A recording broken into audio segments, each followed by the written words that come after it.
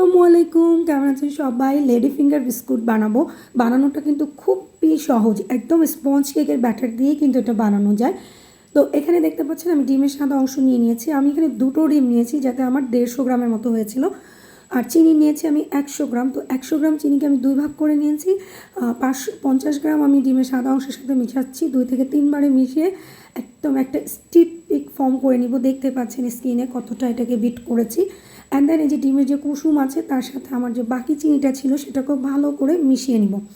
দুটোকে ভালো করে মিশিয়ে এইবার ডিমের সাদা অংশের সাথে যে আমাদের কুসুমের যে মিশ্রণটা আছে এটা টেম্পারিং করে মিশিয়ে নিব।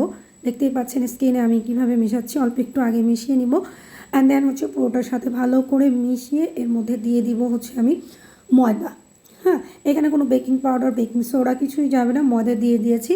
অনেক সময় আন্ডার বেক থাকলে একটু স্মেল আসে, তো আপনারা চাইলে এখানে লিটল বিট ফিউ ড্রপ দিতে পারেন ভ্যানিলা এসেন্স।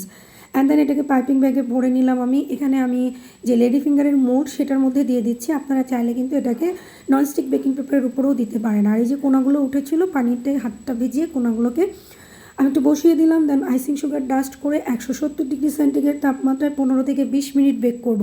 দেখতেই পাচ্ছেন এগুলো কি সুন্দর হয়েছে। আশা করি রেসিপিটা কাজে দিবে। আল্লাহ হাফেজ।